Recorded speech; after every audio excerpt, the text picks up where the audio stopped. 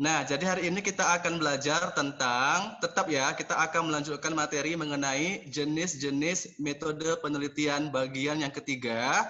Dan ini adalah penutup dari trilogi untuk jenis-jenis metode penelitian ya. Nah, minggu lalu kita sudah belajar tentang penelitian kuantitatif untuk yang pendekatan eksperimen dan non-eksperimen. Nah, jadi hari ini karena waktunya sangat terbatas, maka kita akan fokus untuk penelitian kualitatif, bagian yang interaktif ya. Oke, izinkan saya untuk screen sharing untuk menampilkan slide PPT-nya.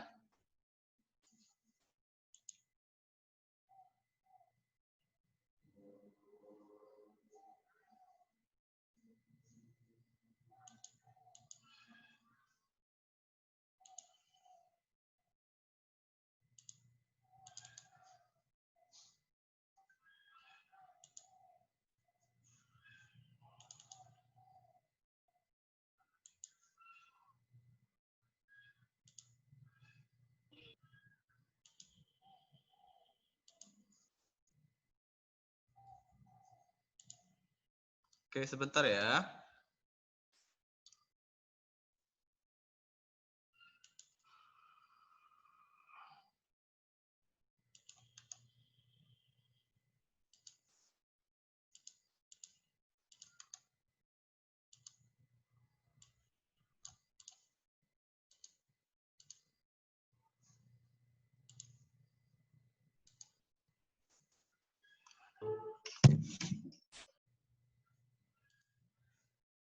Oke.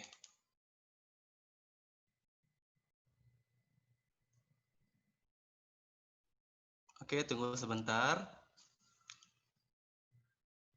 Nanti kalau bisa terlihat PPT-nya langsung dibilang bisa ya.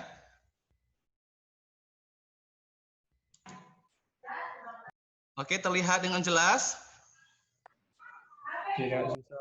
Oke, jelas ya. Oke, langsung saja kita akan masuk ke bagian pertama yaitu jenis-jenis metode penelitian. Ini menurut Macmillan dan Schumacher. Kita fokus untuk penelitian kualitatif pendekatan interaktif. Di sini ada beberapa jenis penelitiannya yaitu etnografi, fenomenologis, studi kasus, teori dasar, studi kritis, dan studi historis. Oke. Dan kita akan mendeskripsikan dari masing-masing penelitian ini. Oke, yang pertama kita akan belajar tentang metodologi, tentang penelitian kualitatif ya.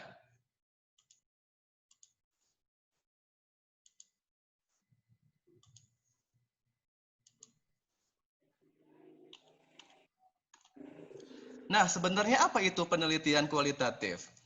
Nah, penelitian kualitatif itu didasarkan pada konsep konstruktivisme yang memandang kenyataan itu berdimensi jamak atau berdimensi banyak. Dan dia bersifat interaktif dan suatu pertukaran pengalaman sosial yang diinterpretasikan oleh individu-individu untuk mendeskripsikan atau menggambarkan dan menganalisis fenomena, peristiwa, aktivitas atau kegiatan, pemikiran individu maupun kelompok yang mengarah kepada penyimpulan. Nah, ini merupakan bagian dari penelitian ilmu sosial. Nah, biasanya kalau seseorang ingin mengerjakan penelitian kualitatif, ini tidak membutuhkan analisis statistik. Jadi, itu hasil penelitiannya akan ditampilkan dalam bentuk narasi atau digambarkan dalam bentuk tulisan-tulisan sesuai dengan apa yang diteliti. Nah, penelitian dilakukan pada objek yang berkembang apa adanya, tidak dimanipulasi oleh peneliti, dan kehadiran peneliti tidak begitu mempengaruhi dinamika pada objek tersebut. Artinya adalah kita itu melakukan penelitian itu sesuai dengan yang kita lihat di lapangan. Tidak boleh ada proses manipulasi data atau tidak ada di situ yang namanya objek yang ditambah-tambah sesuai dengan kenyataannya di lapangan. Nah, penelitian ini hanya diarahkan untuk meyakini pengaruh situasi terhadap hal-hal yang diamati. Jadi apa adanya, tidak diubah, tidak dimodifikasi, sesuai yang ada di lapangan. Itulah pengertian dari penelitian kualitatif. Beda sama kuantitatif. Kalau kuantitatif itu ada manipulasi data, ada manipulasi objek, kemudian juga di situ terdapat kontrol atau ada istilahnya perubahan dari variabel yang akan kita teliti. Tapi kalau untuk kualitatif itu memang apa adanya ya, tidak adanya manipulasi. Oke. Nah, sesuai dengan yang saya jelaskan sebelumnya bahwa ada dua jenis penelitian kualitatif, yaitu interaktif dan non-interaktif atau analitis. Nah, di sini ada perbedaannya. Kalau penelitian interaktif, di situ ada interaksi antara peneliti dengan orang lain, ada hubungan sebab akibat, ada hubungan timbal balik, ada interaksi antara kita sebagai peneliti dengan orang yang akan kita teliti. Nah, artinya penelitian interaktif ini merupakan studi yang mendalam menggunakan teknik pengumpulan data langsung dari orang dalam lingkungan alamiahnya. Artinya, sebagai seorang peneliti harus menggunakan banyak teknik pengumpulan data, harus membuat instrumen berupa lembar wawancara, kuesioner atau angket, tes, kemudian observasi, dan sebagainya. Dan itu biasanya kita serahkan kepada orang yang akan kita teliti atau objek yang akan kita teliti. Artinya ada hubungan timbal balik atau ada interaksi antara kita dengan orang lain. Nah, kalau penelitian non-interaktif itu tidak ada interaksi. Nah, artinya penelitian yang mengadakan pengkajian berdasarkan analisis dokumen, itu semuanya ada pada dokumen. Dokumen-dokumen kemudian dikumpulkan dan dianalisis. Nah, di mana peneliti menghimpun, mengidentifikasi, menganalisis, dan mengadakan sintesis data untuk kemudian memberikan interpretasi atau gambaran terhadap konsep, kebijakan, peristiwa yang secara langsung maupun tidak langsung dapat kita amati. Nah, artinya di sini ada perbedaan yang sangat mendasar antara interaktif dan non-interaktif. Nah, untuk pertemuan ini kita hanya fokus kepada penelitian interaktif saja. Artinya, saya ingin sekali agar kalian itu bisa berinteraksi dengan orang yang ada di sekitar tempat kalian melaksanakan penelitian ya. Nah, biasanya kalau siswa di sekolah itu fokus atau skopnya hanya di sekolah saja. Mereka tidak bisa penelitian di luar karena mungkin susah untuk perizinan. Tapi karena kalian sekarang sudah ada di luar, mana Pak? Jadi gimana? Sir, slide-nya kenapa masih di awal, Sir? Oh ya, sebentar ya, saya stop share dulu. Oke, sekali lagi ya.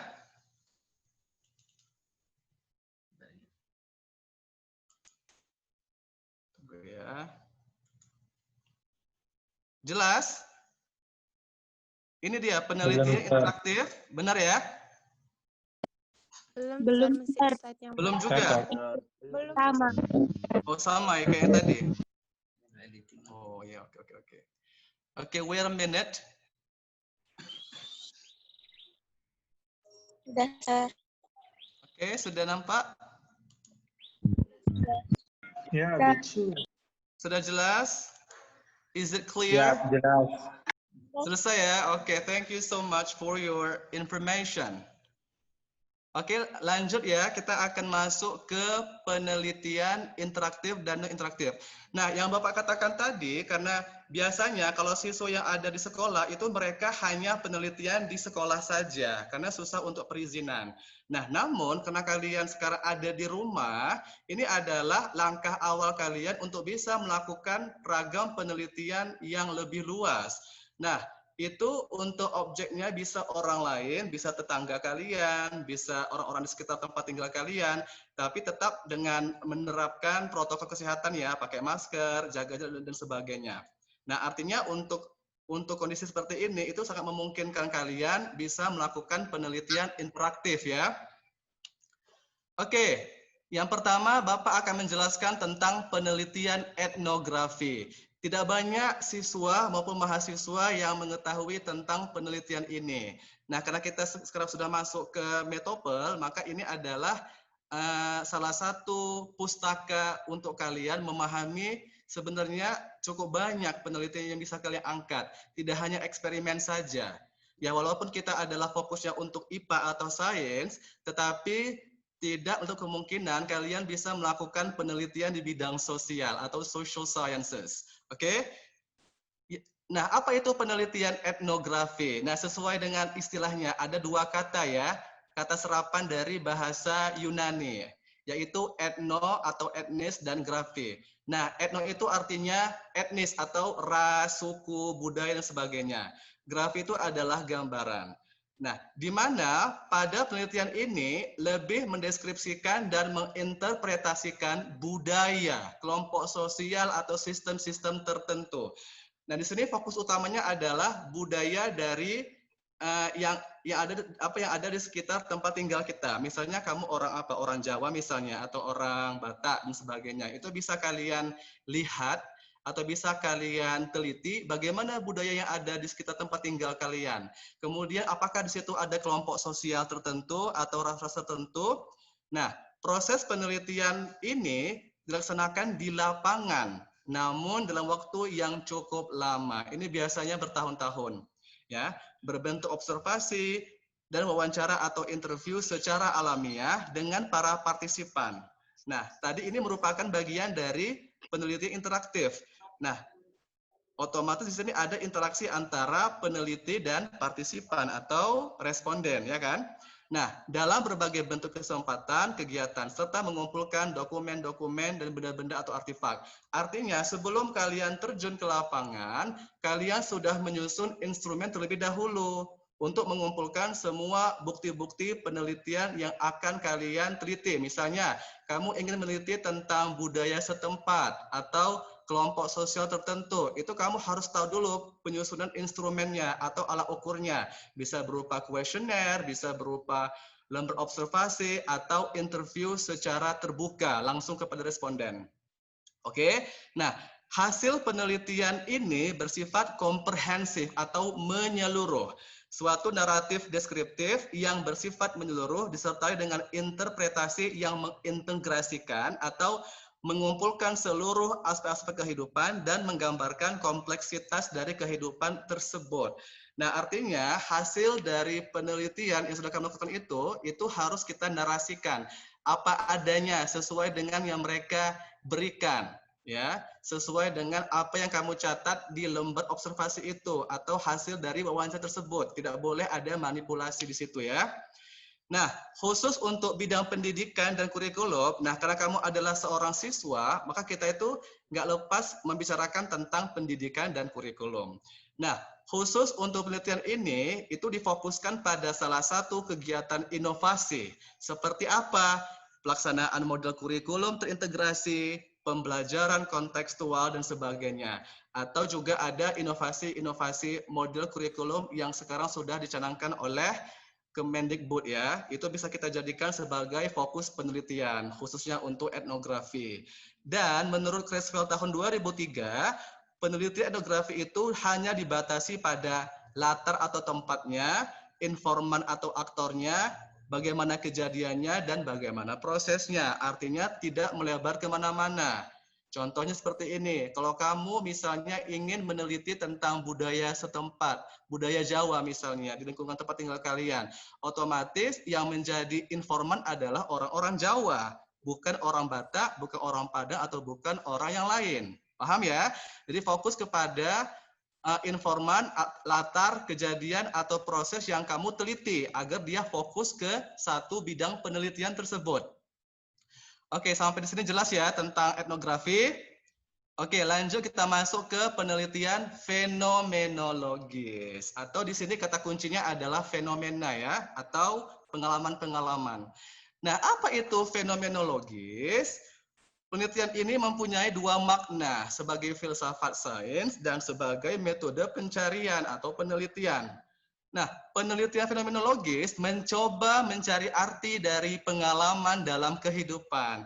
Nah, di sini kalian bisa menggali lebih dalam pengalaman dari orang-orang yang bisa kalian jadikan sebagai objek penelitian. Nah, seperti itu. Nah, tujuan dari penelitian ini adalah mencari atau menemukan makna dari hal-hal yang esensial atau yang mendasar dari pengalaman hidup tersebut. Banyak ya pengalaman-pengalaman yang bisa kita gali lebih dalam. Misalnya pengalaman seorang pengamen di jalanan, bagaimana dia bertahan hidup, kemudian pengalaman guru ketika mengajar, itu bisa kamu jadikan sebagai penelitian kamu. Ini sebetulnya tidak banyak siswa yang mengangkat itu. Kenapa? Karena untuk tahun-tahun sebelumnya mereka hanya fokus untuk apa ya? Misalnya membuat inovasi produk makanan atau minuman atau eksperimen murni dan sebagainya. Itu saya rasa sesuatu yang memang boleh-boleh saja dibuat. Tapi apabila kalian pengen mengganti topik penelitian itu lebih bagus lagi gitu ya. Jadi itu kita bisa memiliki ragam penelitian. Jadi cukup bervariasi. Tidak hanya IPA saja, tapi juga bisa untuk yang penelitian sosial. Nah, penelitian dilakukan melalui wawancara atau interview secara mendalam yang lama dengan informan. Nah, berarti di sini kamu harus punya kesiapan dalam menyusun lembar wawancara. Kemudian juga sebelum kamu wawancara, kamu harus validasi dulu. Kamu validasi dengan guru validator untuk mengetahui apakah memang pertanyaan yang kamu tanyakan itu sesuai dengan yang akan kamu teliti ya, dan itu membutuhkan waktu yang cukup lama. Nah, wawancara atau interview diarahkan pada pemahaman tentang persepsi dan sikap-sikap informan terhadap pengalaman hidupnya sehari-hari. Ya, berarti di sini fokusnya adalah experience-nya atau pemahaman dari orang tersebut. Nah, hasilnya diharapkan dapat meningkatkan pemahaman para pembaca tentang penghayatan dan kehidupan orang lain, terutama orang-orang dalam situasi yang khusus. Nah, tadi Bapak jelaskan, misalnya pengalaman seorang pengamen, mungkin berbeda sama pengalaman orang-orang yang tinggal di rumah gitu. Nah, kalau misalnya anak-anak yang tinggal di rumah punya keluarga, itu biasanya harmonis kan? Dapat kasih sayang orang tua, memiliki pendidikan yang bagus, kemudian mendapatkan perhatian dan sebagainya. Nah, jika dibandingkan sama anak-anak yang tinggal di jalanan atau anak-anak yang broken home, itu pasti mereka memiliki perlakuan yang berbeda dibandingkan dengan anak-anak yang punya orang tua lengkap. Nah, di sini kalian sebagai peneliti muda bisa mengangkat isu-isu ini ke permukaan gitu. Nah, misalnya kamu punya tetangga yang misalnya dia udah nggak punya orang tua lagi, kemudian kalian tanya tuh, kalian wawancarai gimana, gimana perasaannya setelah ditengok orang tua dan sebagainya. Nah, itu sebetulnya merupakan bagian dari penelitian fenomenologis dan masih banyak lagi isu-isu atau hal-hal penting yang bisa kalian angkat sebagai topik penelitian ya. Nah, yang ketiga adalah penelitian studi kasus atau case study. Nah, studi kasus merupakan suatu penelitian yang dilakukan terhadap suatu kesatuan sistem. Nah, di mana kesatuan ini dapat berupa program-program, kegiatan, peristiwa, atau sekelompok individu yang terikat oleh tempat, waktu, dan ikatan-ikatan tertentu. Nah, di dalam studi kasus, mereka itu menghimpun data, mengambil makna, memperoleh pemahaman dari kasus-kasus yang akan kita teliti. Nah, kasus sama sekali tidak mewakili populasi dan tidak dimaksudkan untuk memperoleh kesimpulan dari populasi tersebut. Nah, di mana kesimpulannya hanya berlaku pada kasus yang akan kita teliti, fokus kepada kasus yang akan kita lihat, ya kita telaah. Setiap kasus memiliki karakteristik atau ciri-ciri yang berbeda dengan yang lainnya. Inilah ciri khas dari studi kasus. Jadi kita hanya fokus kepada kasus-kasus yang kita teliti, kemudian karakteristiknya itu berbeda sama kasus-kasus yang lain, dan kesimpulannya itu hanya berlaku pada kasus tersebut. Nah, di mana tekniknya sama dengan beberapa riset yang lain, yaitu menggunakan wawancara, observasi, dan studi dokumenter atau dokumentasi. Bisa berupa video, foto, dan sebagainya. Tetapi semuanya difokuskan ke arah mendapatkan kesatuan data atau kesimpulan. Nah, jadi kesimpulan itu bisa ditarik menggunakan lembar instrumen yang sudah kamu sediakan sebelumnya. Oke. Nah, untuk kasusnya banyak sekali kasus-kasus yang bisa kamu angkat.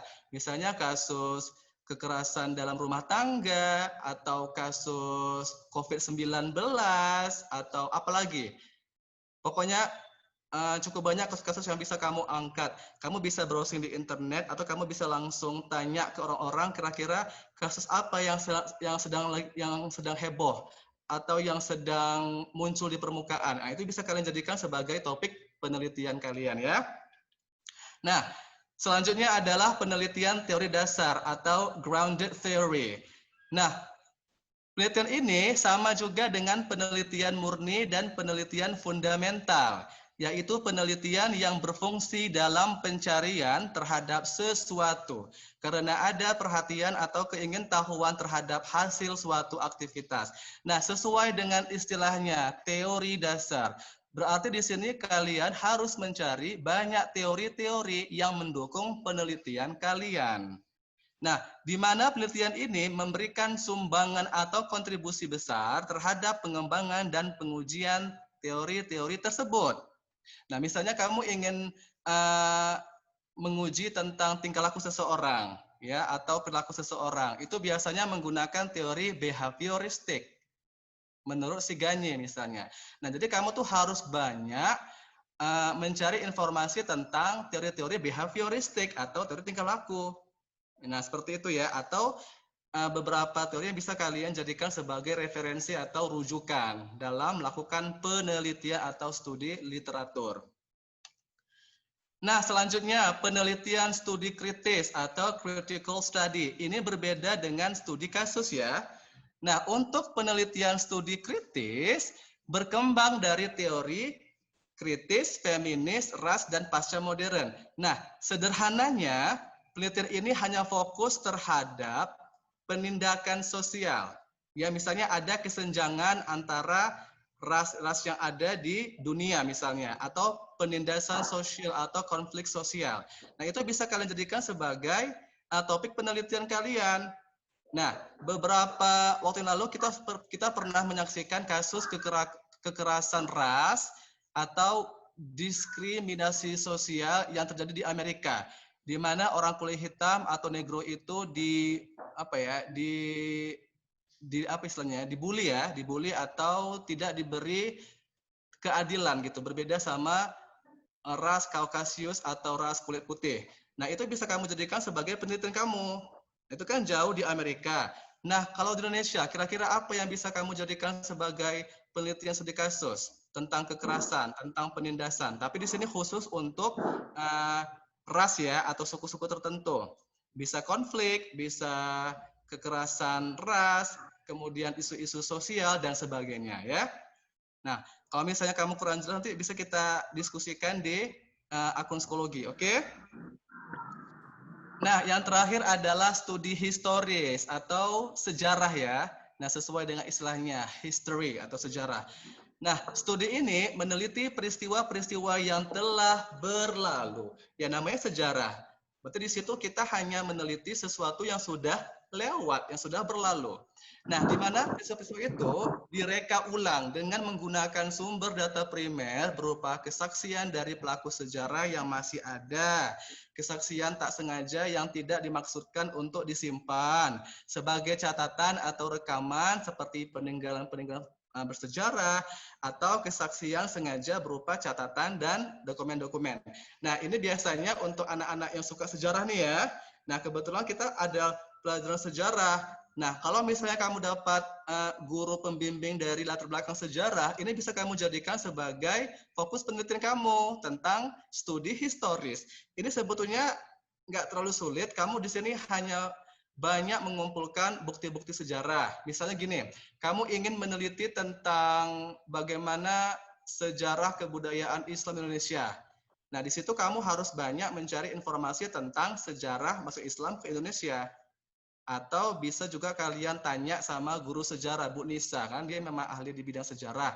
Bisa kamu tanya, kamu wawancari bagaimana Bu tentang bukti-bukti masuknya Islam ke Indonesia. Atau masih banyak lagi peristiwa-peristiwa penting yang berhubungan sama sejarah atau kejadian di masa yang lalu. Oke? Nah, di sini ada beberapa contoh dari penelitian-penelitian yang sudah saya ungkapkan sebelumnya ya. Nah, ini sebagai referensi kalian. Nah, yang pertama adalah contoh penelitian etnografi ya. Bisa kamu lihat bersama-sama. Contohnya adalah seperti ini ya. Berjuang di Jalan Sunyi, studi etnografi gerakan pangan lokal anak muda di Surakarta. Atau perilaku penggunaan alat pelindung diri para pengunduh sarang burung walet. Ini unik-unik kan? Kemudian segmentasi pasar kerja wanita, studi etnografi terhadap pengamen wanita. Kemudian di sini masalah uang ya atau istilahnya serangan pajar. Nah, dalam kontestasi politik, studi etnografi, praktik politik uang atau money politik dalam pemilu kada di Kota Medan. Dinamika interaksi sosial pada komunitas marginal atau komunitas yang terpinggirkan di pedesaan dan masih banyak lagi contoh-contoh dari penelitian etnografi. Ini bisa kamu jadikan sebagai penelitian untuk selanjutnya ya, boleh-boleh saja. Kemudian contoh penelitian fenomenologis. Ini cukup seru nih sebenarnya karena memang dekat dengan kehidupan kita sebagai anak muda ya. Nah, kamu sebagai anak muda masih belasan tahun pasti kamu kenal dengan sosial media seperti Instagram atau Facebook. Kamu juga punya sosial media kan untuk berinteraksi sama teman-teman atau melihat berita-berita. Nah, ini sebetulnya bisa kamu jadikan sebagai penelitian. Nah, contohnya adalah seperti ini. Diri kreatif pada pengguna Instagram, studi fenomenologi terhadap pengguna Instagram. Ini bisa kamu teliti. Kemudian studi fenomenologi tentang konsep diri wanita shopaholic. Tahu arti shopaholic? Gila belanja. Jadi ada perempuan atau wanita yang suka belanja, suka menghabiskan uang untuk belanja. Itu bisa kamu angkat sebagai penelitian ya. Kemudian perilaku komunikasi penggemar K-pop. Nah, biasanya K-pop ini kan salah satu grup band yang cukup terkenal di Indonesia ya. Bahkan sangat banyak fans-fansnya. Nah, itu bisa kalian jadikan sebagai penelitian. Kalian buat bagaimana sih perilaku komunikasi dari penggemar K-pop gitu ya. Kemudian penggunaan smartphone dalam pembelajaran daring. Ini sangat dekat sama kehidupan kamu. Nah, kita sekarang ada di pandemi COVID-19 dan kamu di sini belajarnya secara daring. Ini bisa kamu jadikan sebagai penelitian ya. Kemudian di sini ada juga konsep diri anak saat memaknai acara siaran televisi. Kemudian konstruksi sosial atas sikap dan cara hidup bertoleransi antarumat beragama. Mahasiswa mengamen di jalanan. Penggunaan Instagram Story. Pengelolaan nilai inti karakter entrepreneurship pada pembelajaran matematika. Dan masih banyak lagi contoh-contoh yang bisa kamu angkat sebagai penelitian ya. Kamu cari yang gampang saja, yang mudah, yang sederhana, tidak membutuhkan biaya, waktu, dan tenaga yang banyak. Artinya bisa kamu upayakan untuk mengangkat isu-isu yang ada di sekitar kalian. Artinya buat aja sesuatu yang sederhana, tapi memiliki dampak besar bagi masyarakat atau memiliki nilai kebaruan yang baik. Artinya kalau kamu mampu untuk membuat penelitian yang memiliki inovasi tinggi, maka itu bisa akan dipublikasikan ke beberapa jurnal yang bereputasi. Nah, udah saya gaungkan jauh-jauh hari sebelumnya bahwasanya artikel siswa SMA unggulan CT Foundation akan dipublikasikan jika memang memiliki novelty atau kebaruan dan tidak melakukan plagiarisme tentunya. Oke? Nah, selanjutnya adalah contoh penelitian studi kasus. Di antaranya, analisis ketepatan timbangan pedagang pasar tradisional, analisis faktor-faktor yang mempengaruhi daya produksi perusahaan. Apalagi di sini, gaya hidup penggemar K-pop saat mengekspresikan dirinya, perilaku konsumen terhadap label halal makanan, persepsi siswa Olimpiade Ekonomi terhadap perbankan syariah, dan masih banyak lagi ya yang bisa kamu angkat. Lanjut, contoh penelitian teori dasar. Nah, di sini ya, presentasi diri secara online pada remaja pengguna situs jejaring sosial, bisa Facebook, Instagram, Twitter, dan sebagainya. Kemudian, peran sekolah dalam membangun organisasi pembelajar, perilaku spiritual keluarga dalam merawat anggota keluarga, dan sebagainya. Nah, tentunya kalau kamu ingin mengangkat penelitian ini harus didukung oleh teori-teori dasar yang ada. Oke, jangan lupa untuk misalnya kamu tahu tuh tentang teori behavioristik, teori konstruktivisme, kemudian teori-teori dari Gagne. Nah, ini biasanya ranahnya psikologi nih. Psikologi, kemudian pendidikan, pedagogi, andragogi, dan sebagainya. Kalau kamu dapat pembimbing dari bidang sosial, misalnya seperti sejarah, kemudian BK, perpustakaan, kemudian komite sekolah. Nah, kamu sebaiknya mengangkat tema ini karena sangat relevan terhadap kompetensi dan bidang dari pembimbing kamu. Oke ya, jadi bagus sekali kalau kamu mendapatkan pembimbing di bidang ilmu sosial.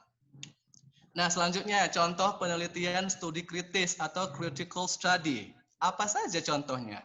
Yang pertama, penyelenggaraan sekolah sistem full day. Nah, ini sangat related ya, sangat dekat dengan kehidupan anak-anak CTF. Nah, kalian di sini belajarnya full day school dari hari Senin sampai Sabtu, dari pukul 7:30 sampai pukul 3:30, kemudian disambung lagi ada KMB atau kelas minat bakat.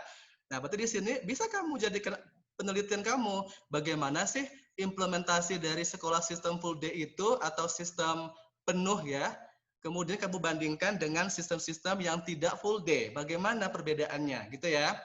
Yang kedua, implementasi atau penerapan pembelajaran berbasis daring di tengah pandemi COVID-19.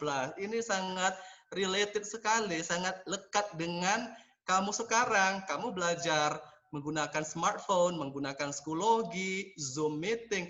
Ini sebetulnya bisa kamu jadikan penelitian loh, sesuatu yang sangat unik dan mungkin bisa menjadi kontribusi untuk kebijakan pemerintah gitu ya. Bagaimana sih implementasi pembelajaran yang efektif bagi anak-anak yang mungkin nggak punya kuota atau bagi anak-anak yang sulit untuk dapat sinyal dan sebagainya. This is one of the best research that you can apply for your own research, okay? Nah, yang terakhir adalah contoh penelitian historis atau sejarah. Di sini banyak ya, bisa kalian gali. Bisa dari bahasanya, budayanya, kemudian kekuasaan kerajaannya, dan semuanya bisa kamu jadikan penelitian. Di sini beberapa contohnya ya, bahasa Batak di Nias misalnya.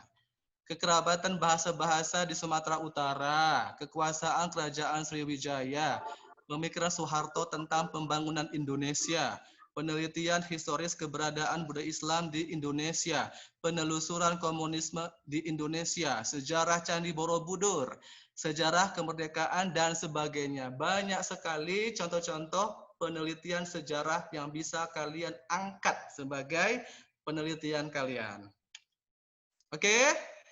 Nah, sekian presentasi dari saya mengenai jenis-jenis metode penelitian.